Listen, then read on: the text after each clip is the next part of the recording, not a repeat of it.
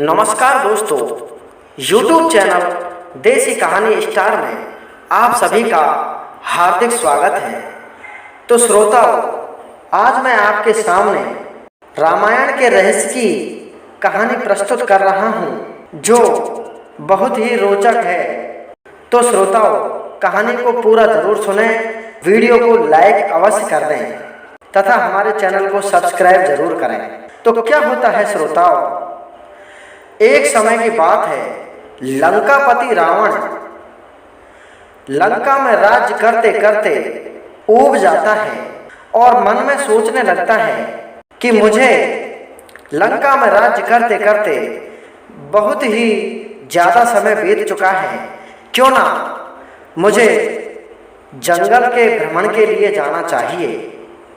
श्रोताओं, एक बात और बता देता हूँ, रावण ने लंका में 14 चौकड़ी राज्य किया था। अगर आप जानना चाहते हैं कि 14 चौकड़ी कितना होता है तो हमें कमेंट बॉक्स में कमेंट करें, हम आपको जरूर इसका उत्तर बताने की कोशिश करेंगे।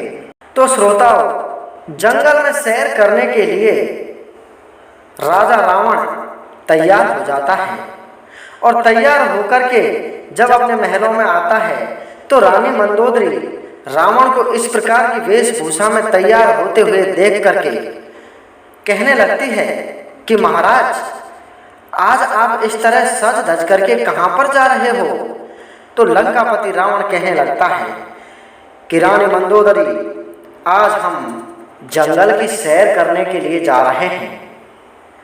तो रानी मंदोदरी कहने लगती है कि महाराज, आपका स्वभाव बड़ा तेज है और आप किसी से लड़ाई झगड़ा करके मत आ जाना। तो रावण कहने लगता है कि मैं बहुत बड़ा पंडित हूँ, महाज्ञानी पंडित हूँ, और तुम मुझे लड़ाई करने और ना करने की शिक्षा दे रही हो।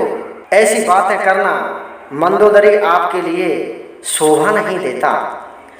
लेकिन श्रोता, मंदोदरी कहने लगती है कि महाराज, मुझे विश्वास नहीं है कि आप कब क्या कर सकते हो, इसलिए जंगल में मैं भी आपके साथ में जाना चाहती हूँ। रावण के लाख मना करने के पश्चात भी मंदोदरी नहीं मानती है तो रावण कह देता है कि ठीक है, चलो आप भी हमारे साथ में जंगल की सैर कर लेना।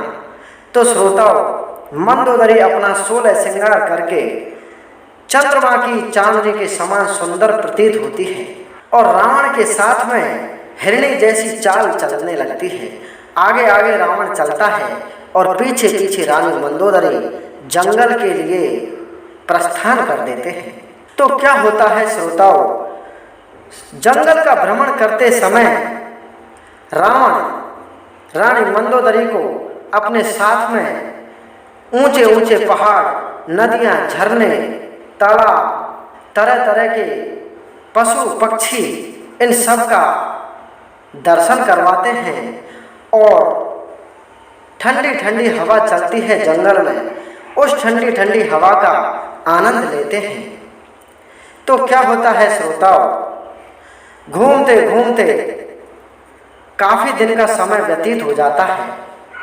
एक दिन रावण रानी मंदोदरी से कहता है कि आज आप यहीं पर रहना।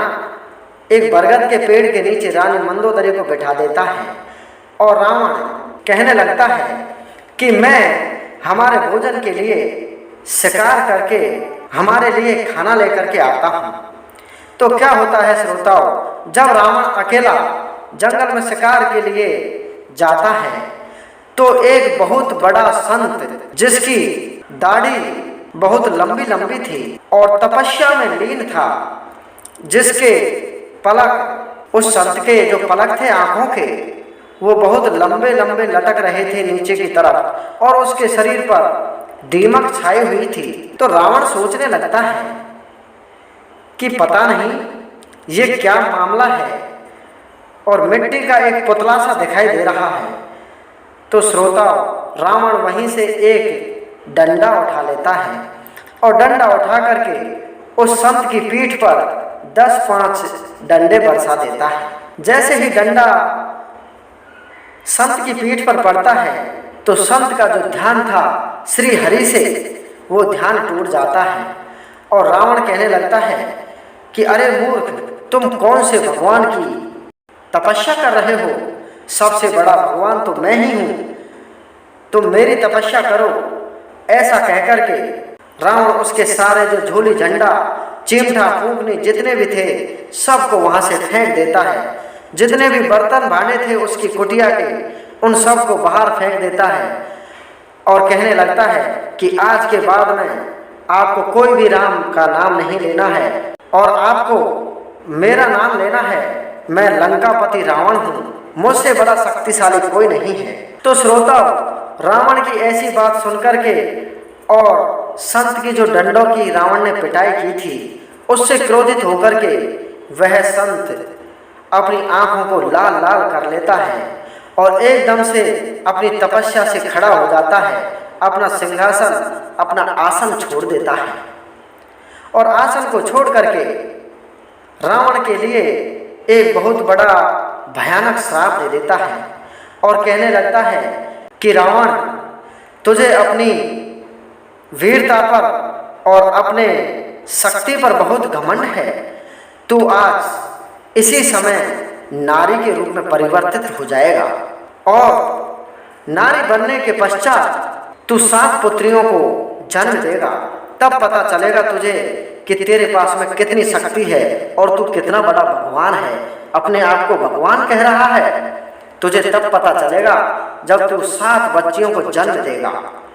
तो श्रोताओ, संत की जैसे ही मुख से वाणी निकलती है, वाणी के तुरंत पश्चात और रावण एक औरत का रूप ले लेता है।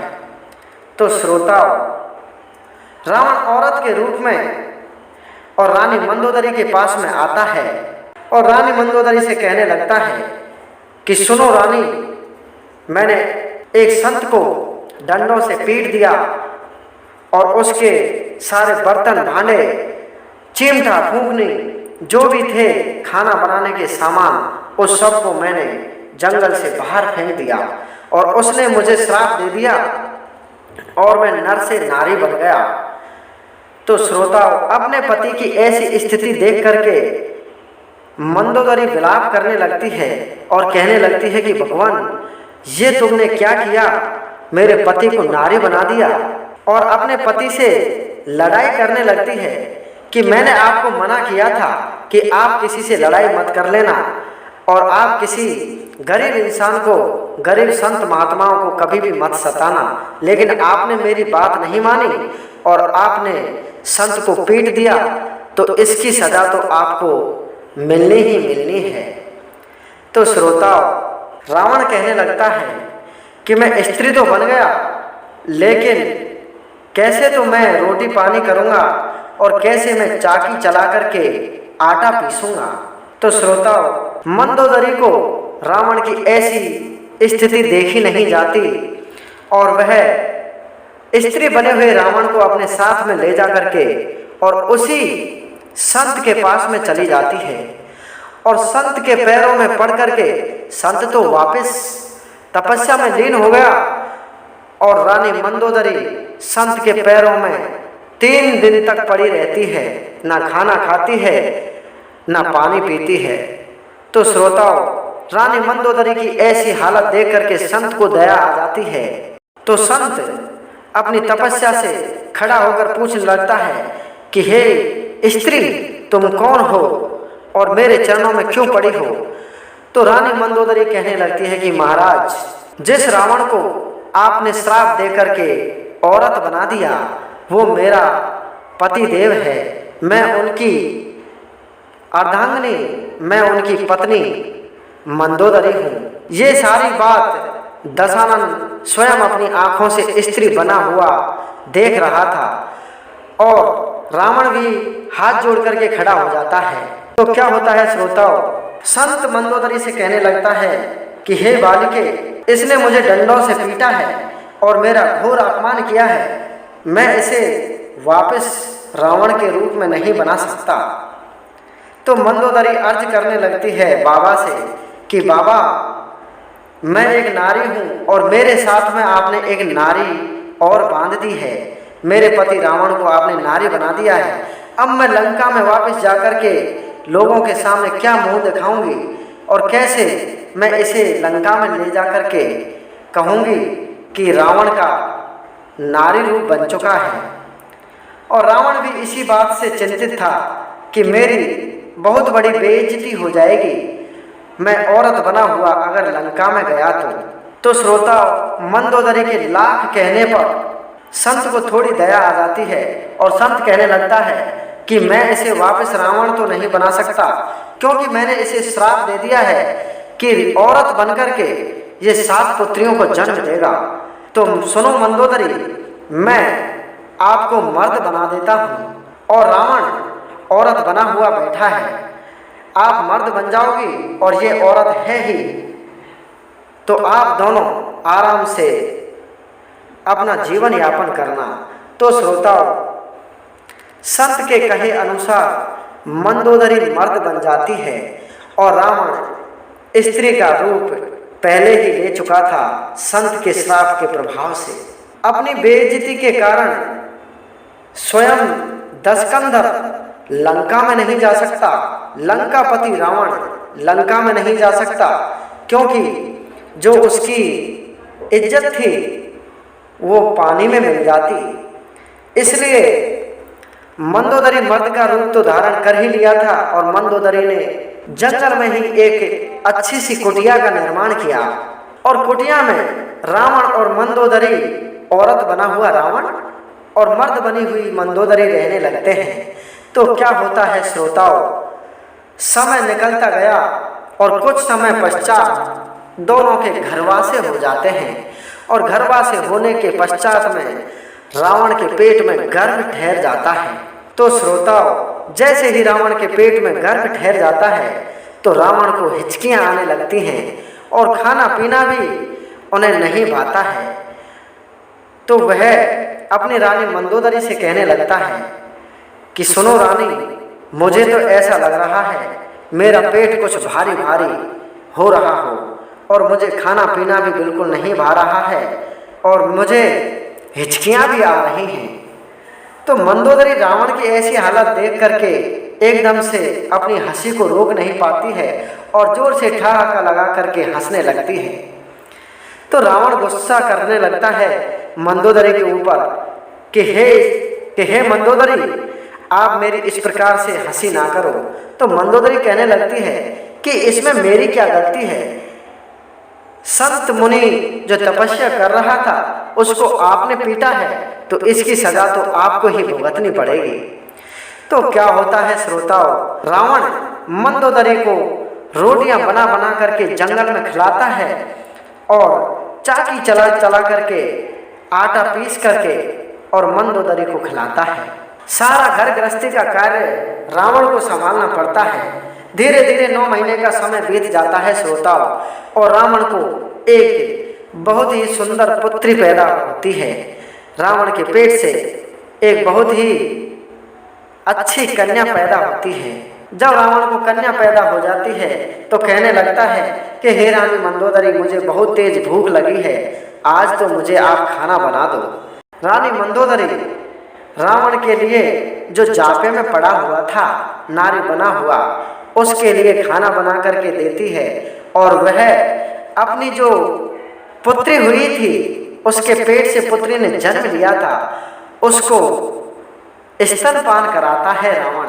और स्तनपान कराने के वक्त रानी मंदोदरी को फिर से हंसी आ जाती है और कहने लगती है कि मैंने आपको मना किया था कि आप ऐसा कोई घिनौना कार्य मत करना जिससे आपको शर्मिंदा होना पड़े।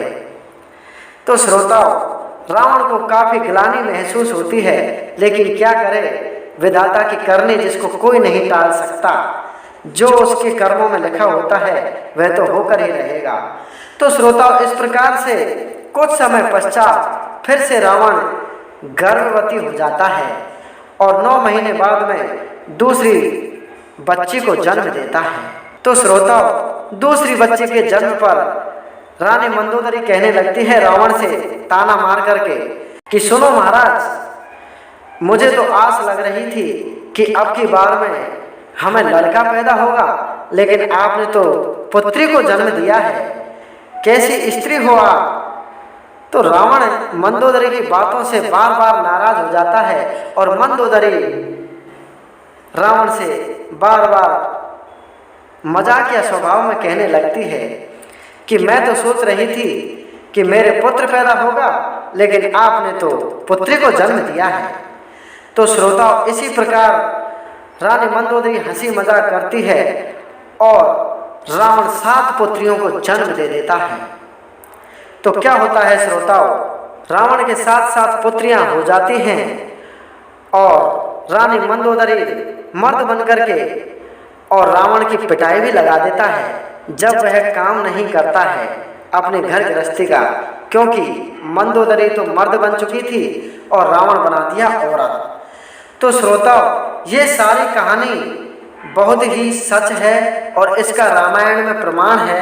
अगर आपको प्रमाण चाहिए तो मैं आपको प्रमाण अगले भाग में प्रस्तुत कर दूंगा।